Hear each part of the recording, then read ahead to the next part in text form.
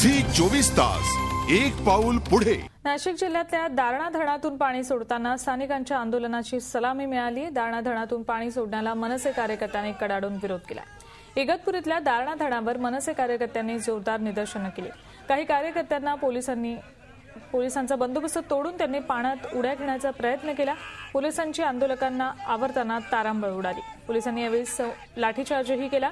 यावेळी माजी आमदार काशीनाथ मेंगाळ यांच्यासह अनेक कार्यकर्त्यांना अटक करण्यात आली। मनसे कार्यकर्त्यांसोबत स्थानिक शेतकऱ्यांनीही आंदोलनात सहभाग घेतला।